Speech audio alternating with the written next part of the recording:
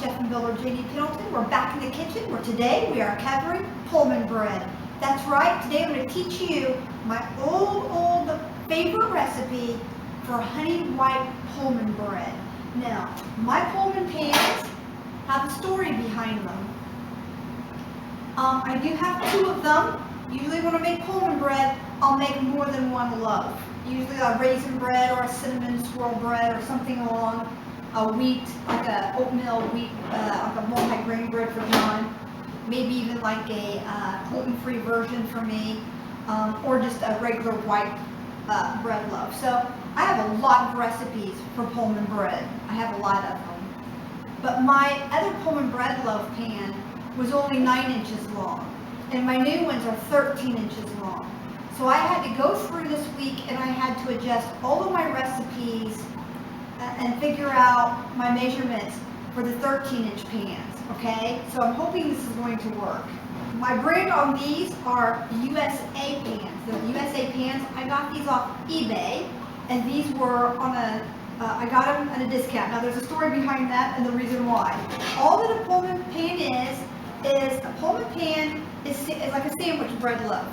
It is 4 by 4 by 4. And then however long, 9 or 13 inches long. In a Pullman pan, if you get the right kind, by the American kind, you don't even have to grease this. I do. I will just add just a little bit in here and then rub that in. And then on the Pullman pans, the lids just slide like this, right off and on. So a lot of people do this wrongly, okay? I've talked to the Pullman Bread Pan Company owners, and this is what they tell you to do. Okay, raise the bread in here and put on a plastic bonnet, with the elastic on it, or a little bit of loosely put on plastic wrap. You don't want to inhibit this from raising, but this isn't going to raise above the top of the pan anyway. So put on your plastic wrap, set this in a warm spot. I usually use my auxiliary oven. Just having the light on there just like that is usually enough. If it's really cold in the winter, I'll turn the auxiliary oven on for like 45 seconds to a minute, and then shut it back off, and then I'll have a nice toasty 80, 90 degree oven in there. With that light on in there, it also really helps keep it warm. And it usually takes about 45 minutes to an hour to raise a loaf like this. But what you want to do, and this is very important, is you want to take and you want to raise this so it's not above the pan. Not like traditional breads where you want to get a crown on it. This you do not want to get a crown on it, okay? So you're going to raise it till it's double, to about right here in the pan, about 1/2 inch from the top. Take your plastic wrap back off, or your towel if you're using a towel, but use a damp towel, like a lightly moist towel. And then you want to slip on your lid. Then you want to make the bread. This will keep the bread from crowning or rising above this point. This will give you a nice square-shaped bread. But at the end of the baking time, in the last 7 minutes, 5 to 10 minutes of baking time, you want to slide that top back off, and you want to finish baking this with the top off, okay? This serves several purposes.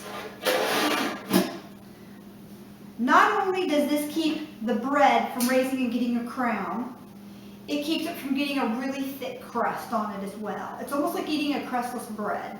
But this also helps keep the steam and the warmth in, and it helps steam that bread for a more moist and soft textured bread. And the crumb on this will be very fine. It won't have a lot of holes in it or anything. It might, if you do like the cinnamon swirl oatmeal bread or something like that, you might get a little bit more pockets of air. But you can just pop those out when you roll your bread out with a toothpick, okay? Toothpick's great for that. So I talked to them at Pullman, and this is what they suggested how to use their pans. And that's the way I always did it, but I had cheaper pans and they would burn my bread, so I quit making sandwich bread. Now, these right here, the lid on this one fits great. It's just a beautiful, beautiful pan. You can see the ridges on here. Now the ridges, we'll put the same ridges on the bread, and that's fine with me. I have no issue with that at all, all right? So what we're going to do You make sure that your lids all fit and everything's working fine. This one right here, I was having some problems with this lid. This particular lid I was having a problem with. So, I'm going to have John go out. I mean, you got to be able to take these lids off and on easily. I mean, that won't, I can't have that. There we go. I don't know if I didn't. So what I'm going to do is I'm going to oil this just a little bit. Put a little bit of oil on my hands and right here. We're going to see if we can't fix. We're going to see if we can't fix that little issue right there. We'll run this in and out a few times.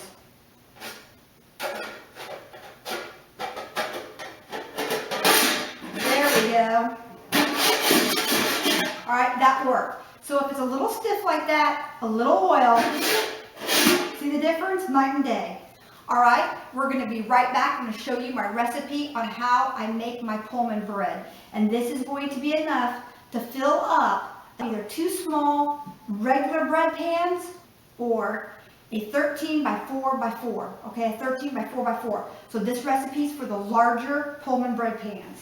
Now when we come back, we're going to talk about the history behind the Pullman train cars and the porters that used to serve you the little wax paper covered sandwiches that you got on the train. All right, these actually have a really excellent history behind these pans, and I'm going to share with you our family story behind the Pullman train car. All right, yes, we are connected.